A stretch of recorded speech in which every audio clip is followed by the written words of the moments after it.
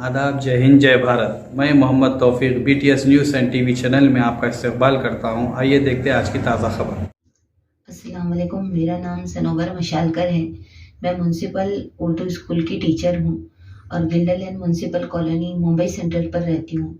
मेरे घर में मेरे साथ मेरी बेटी जो कॉलेज पढ़ती है और बेटा जो 7th स्टैंडर्ड में पढ़ता है। बस हम 3 ही लोग रहते हैं।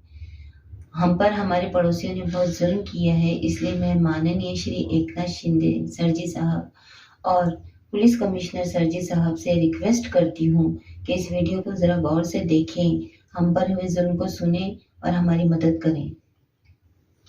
मैं इनकी बेटी हूँ, मेरा नाम है अनम कुरैशी और हमारे पड़ोस में 6 महीने पहले महेश वाघ नाम का एक आदमी रहने के लिए आया और विश्वनाथ लोखंडे नाम का एक आदमी रहने के लिए आया।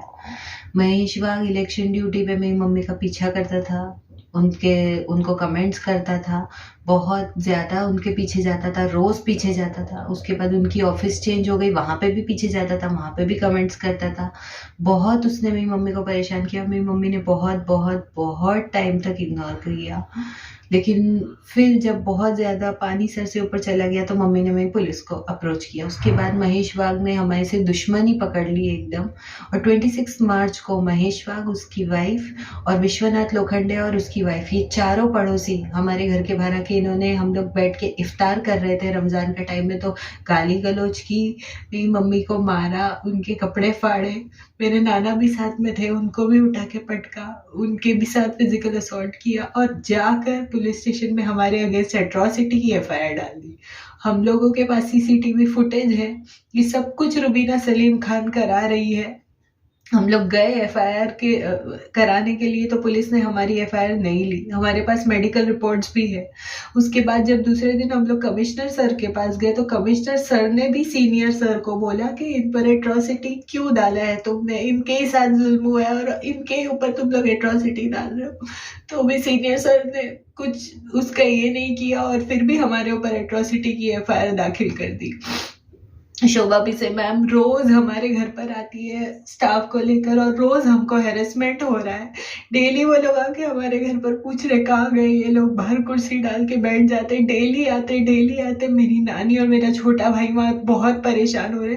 कल वो लोग हमारे घर के अंदर घुस गए, पूरे घर की उन्होंने हमारे तलाशी ली है, एक रूम में जा के उन्होंने तलाशी ली है।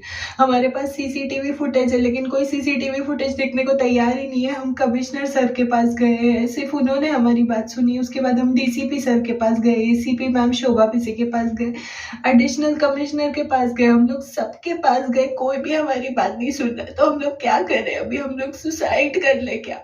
हमको समझ में ही नहीं आ रहा है कि हम लोग क्या करें।